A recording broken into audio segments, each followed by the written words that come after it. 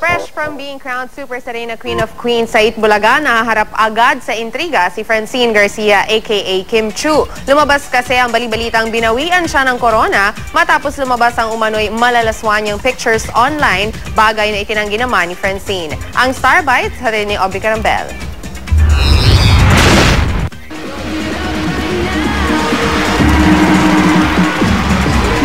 Opening pa lang ng Itbulaga nitong Sabado, pabonggahan na sa kanilang costumes ang mga Super Serena Grand Finalists.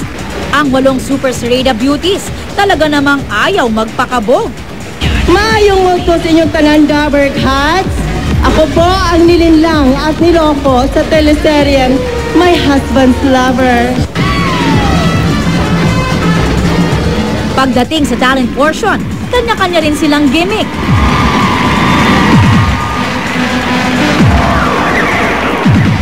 At para patunayang hindi lang sa beauty and talent sila may ibubuga, nagpakitang gilas din sila sa question and answer portion.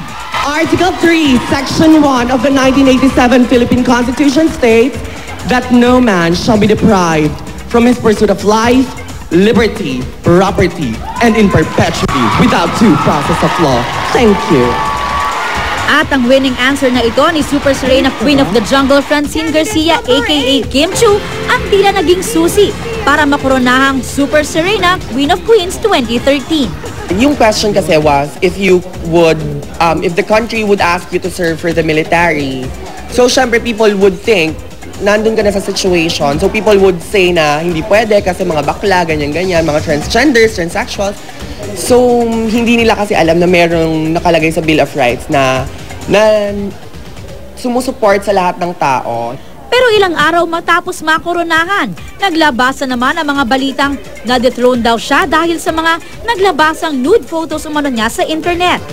Para naman pabulaanan ang balitang tinanggalan umano siya ng titulo ng Itbulaga, ang reigning Super Serena ang nag-perform sa opening number ng noontime show.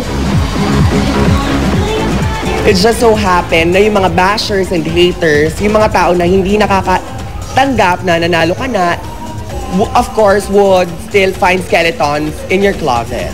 Hindi na nagbigay ng anumang pahayag ang pamunuan ng Itbulaga dahil hindi naman daw totoo ang balitang binawi nila ang korona ng nanalong Super Serena. Aubrey Carambel, GMA News.